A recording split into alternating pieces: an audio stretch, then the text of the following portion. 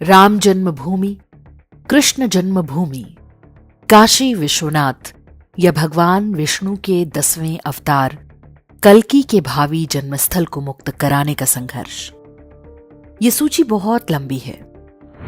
देश भर में हजारों मंदिर हैं जिन्हें इस्लामी आक्रमणकारियों ने तोड़ दिया और उन पर अपने मजहबी ढांचे बना दिए। किसी वैज्ञानिक शोध की आवश्यकता नहीं, सत्य स्पष्ट रूप से सामने दिखता है।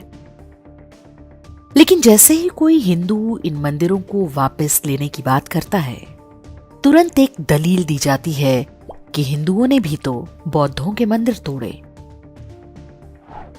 जिन मंदिरों को वापस मांगा जा रहा है वे तो वास्तव में बौद्ध विहार थे। इस क्रम में ईसा से 185 वर्ष पहले मगध के शासक रहे पुष्यमित्र शुंग का नाम लिया जाता है। दावा किया जाता है कि पुष्यमित्र शुंग ब्राह्मण थे। उन्होंने हजारों स्तूप तुड़वाए और बौद्धों का नरसंहार कराया। ये बात सही है या नहीं, थोड़ी देर के लिए इसे छोड़ देते हैं। तिब्बत के कैलाश पर्वत को देखिए। हिंदू इसे भगवान शिव और माता पार्वती का निवास मानते हैं। एक बार रावण ने कैलाश पर चढ़ने का प्रयास किया तो शिव जी ने उसे वहां से धक्का दे दिया। रावण के गिरने के कारण कैलाश पर यह निशान बन गया। इसी कैलाश पर्वत को बौद्ध ग्रंथों में मेरु पर्वत कहा गया है, जहां पर डेमचोक अर्थात बुद्ध चक्र संवर और उनकी पत्नी दोरजे फाग्मो निवास करते हैं।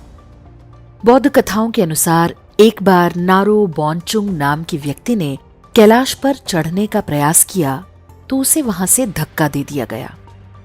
उसके फिसलकर नीचे गिरने से कैलाश की चोटी से नीचे तक ये निशान बन गया। अर्थात कैलाश पर्वत को लेकर हिंदुओं और बौद्धों की कहानी बिल्कुल एक है, बस पात्रों के नाम बदल गए हैं। हजारों वर्षों से दुनिया भर के हिंदू और बौद्ध कैलाश पर्वत के दर्शन करने जाते हैं। दोनों लगभग एक ही तरह से कैलाश पर्वत की परिक्रमा करते हैं। हजारों वर्षों के इतिहास में एक बार भी किसी हिंदू ने किसी बौद्ध या किसी बौद्ध ने किसी हिंदू को कैलाश पर्वत की पूजा से नहीं रोका।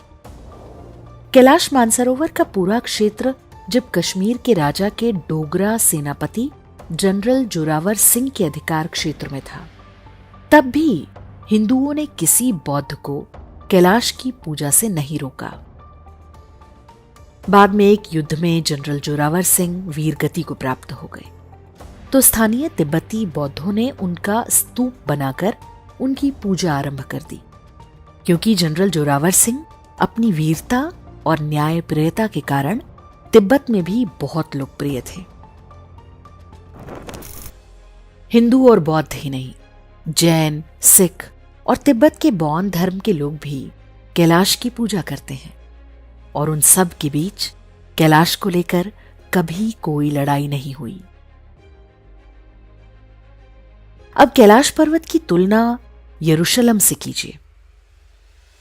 तीनों अब्राहमिक मजहब यहूदी, ईसाई और इस्लाम यरूशलेम को अपना पवित्र स्थान मानते हैं। तीनों मजहबों के बीच यरूशलेम पर कब्जे को लेकर इतिहास में सैकड़ों युद्ध हो चुके हैं और आज भी हो रहे हैं।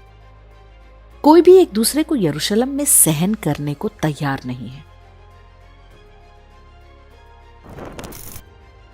कैलाश और यरूशलेम एक उदाहरण है कि आस्था को लेकर सनातन परंपरा के लोग किस तरह से व्यवहार करते हैं और अब्राहमिक मजहबों वाले क्या करते हैं।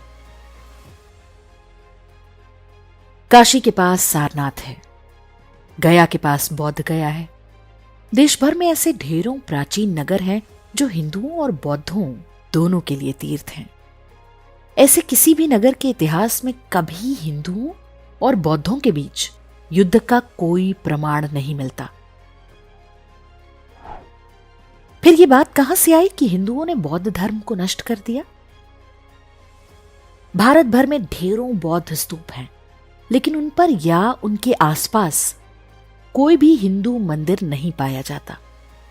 महाराष्ट्र में बनी अजंता अलोरा की गुफाएं भारतीय धर्मों की सह अस्तित्व भावना का सबसे अच्छा उदाहरण है, जहां पर एक साथ हिंदू, बौद्ध और जैन तीनों धर्मों के मंदिर हैं। मुगल लुटेरे औरंगजेब ने इन्हें तुड़वाने के लिए अपनी पूरी फौज लगा दी थी। भारत में बौद्धों के पतन का असली कारण दलाई लामा बताते हैं। उनके अनुसार बौद्ध मत भारत से गायब हो गया क्योंकि ये मठों तक ही सीमित हो चुका था। इस कारण हम इस्लामी आक्रांताओं का आसान शिकार बन गए। दूसरी ओर हिंदू धर्म एक पारिवारिक धर्म होने के कारण जन सामान्य में फैला हुआ था। आक्रमणकारी नहीं जान पाए कि उसकी जड़ें कहां तक हैं, इसलिए वे उसे मिटा नहीं सके। डॉक्टर भीमराव अंबेडकर के भाषणों और लेखों की पुस्तक the decline and fall of Buddhism में वे बताते हैं, इसमें कोई संदेह नहीं है कि भारत में बौद्ध धर्म का पतन मुसलमानों के आक्रमणों के कारण हुआ। इस्लाम बुद्ध का दुश्मन बनकर सामने आया। बुद्ध अरबी शब्द है, इसका अर्थ होता है मूर्ति। बुद्ध शब्द बुद्ध से बना है। मुस्लिम आक्रमणकारी मूर्ति पूजा को बुद्ध धर्म के साथ जोड़कर देखते थे। इस्लाम ने न केवल भारत में बल्कि बैक्ट्रिया, पार्थिया, अफगानिस्तान, गंधार, तुर्किस्तान और एशिया के बहुत सारे देशों में बौद्ध धर्म को नष्ट किया। नालंदा, विक्रमशिला, जगदला, ओदंतपुरी जैसे विश्वविद्यालयों और अनगिनत बौद्ध मठों को मुसलमानों ने मिट्टी में मिला दिया।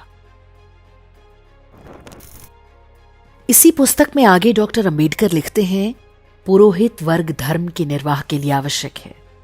इस्लाम की तलवार बौद्ध धर्म के पुरोहित वर्ग पर भारी पड़ी, वो समाप्त हो गया। इस्लामी आक्रमण हिंदुओं की ब्राह्मण पुरोहित व्यवस्था पर भी हुआ, लेकिन वे बच गए, क्योंकि प्रत्येक ब्राह्मण एक संभावित पुजारी है और आवश्यकता पड़ने पर उसे सेवा में नियुक्त किया जा सकता है। उसे दीक्षा की आवश्यकता नहीं होती। बौद्ध धर्म में यह संभव नहीं था। डॉक्टर अंबेडकर दबे स्वरों में मान रहे हैं कि ब्राह्मण पुजारी बचे रहे क्योंकि वे पारिवारिक परंपरा से निकल रहे थे, जबकि बौद्ध मत में ऐसा नहीं होता था। बौद्ध पुरोहित वर्ग को दोबारा स्थापित करने का प्रयास हुआ, किंतु ब्राह्मण परंपरा की तरह वे सर्वोत्तम नहीं थे। डॉक्टर अंबेडकर बौद्ध धर्म के नष्ट होने का कारण मुसलमानों को बताते हैं, लेकिन अपनी पुस्तक revolution and counter revolution in ancient India में लिखते हैं कि कुछ ब्राह्मण राजा बौद्धों पर अत्याचार करते थे, लेकिन ये भी तथ्य है कि कुछ बौद्ध राजा भी हिंदुओं पर अत्याचार करते थे। इसका सबसे बड़ा उदाहरण अशोक था, जिसने अपने राज्य में यज्ञ करने पर भी प्रतिबंध लगा दिया था। अशोक के समय ही हिंदू और जैन विद्वानों को राज्याश्रय मिलना बंद हो गया था। स्पष्ट है कि ये राजनीतिक खींचतान अधिक थी, लेकिन यह भी कुछ गिने चुने राजाओं तक सीमित था। हिंदुओं द्वारा बौद्ध विहार और स्तूप तोड़ने के दावे केवल मार्क्सवादी इतिहासकारों के लेखन में मिलते हैं। जो मार्क्सवादी इतिहासकार अपने पूरे लेखन में हिंदुओं और अन्य भारतीय पंथों पर इस्लामी अत्याचार की वास्तविक घटनाओं पर ये कहते हुए पर्दा डालने का प्रयास करते हैं कि भारत की एकता के लिए ऐसा करना आवश्यक है, वे ही बताते हैं कि हिंदुओं ने बौद्धों के मंदिर तोड़े, जबकि इसका एक भी साक्ष्य नहीं है। वापस लौटते हैं पुष्यमित्र शुंग पर। ऐतिहासिक वर्णनों के अनुसार पुष्यमित्र शुंग मौर्य साम्राज्य में सेनापति था। उसने ईसा पूर्व 185 में अंतिम मौर्य राजा बृहद्रथ की हत्या कर दी थी।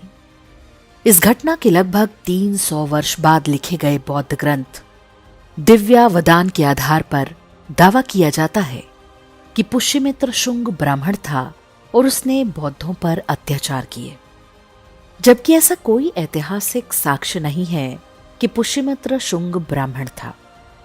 उसकी जो भी प्राचीन मूर्तियां मिलती हैं उनमें उसके शरीर पर जनेऊ भी नहीं है।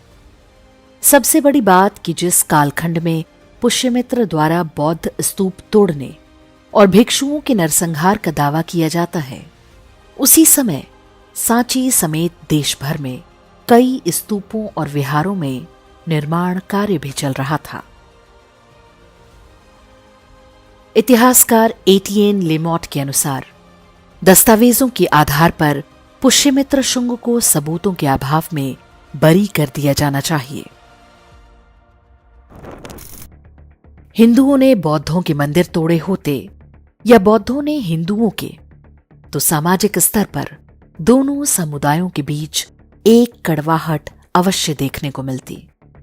अब भले ही नव बौद्धवाद के नाम पर ऐसी कड़वाहट पैदा करने के प्रयास चल रहे हैं, लेकिन ऐतिहासिक तथ्य इसके ठीक विपरीत हैं। अंग्रेज विद्वान अलेक्जेंडर कनिंघम ने लिखा है कि बोध गया में ईसा पूर्व 3री शताब्दी में राजा अशोक ने महाबोधि मंदिर बनवाया था। बाद में ब्राह्मणों ने उसका पुनर्निर्माण कराया और मंदिर के गर्भगृह में भगवान बुद्ध की मूर्ति विधि विधान से स्थापित की। असम में कामरूप के पाल राजाओं ने इस मंदिर के लिए धन दिया। कनिंघम ने इस मंदिर की वास्तुकला का स्केच भी बनाया है। ये पूरी तरह हिंदू वास्तुकला पर आधारित है।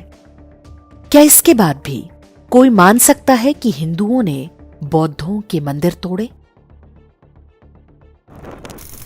भारत के बाहर जिन भी देशों में बौद्ध धर्म है, उनमें भारतीय हिंदुओं के प्रति सहज सद्भावना देखने को मिलती है।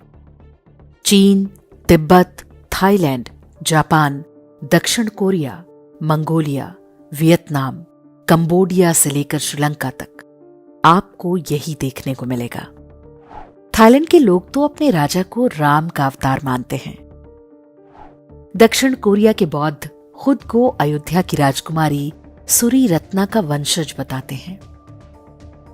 अयोध्या में जब राम जन्मभूमि मंदिर की आधारशिला रखी गई, तो उसके लिए सभी बौद्ध देशों ने अपने यहां से मिट्टी और जल भेजा था।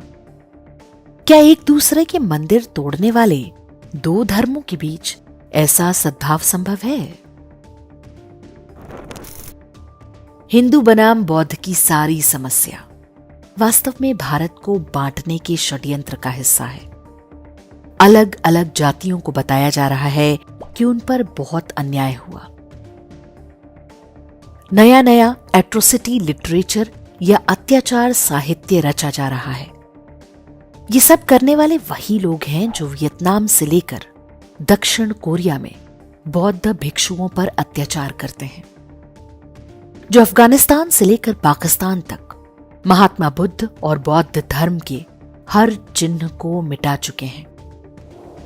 यदि हम इतिहास को सही संदर्भ में नहीं देखेंगे, वामपंथी और मजहबी दुष्प्रचारों में फंसे रहेंगे, तो अपने राष्ट्र, समाज और आने वाली पीढ़ियों का सर्वनाश कर बैठेंगे।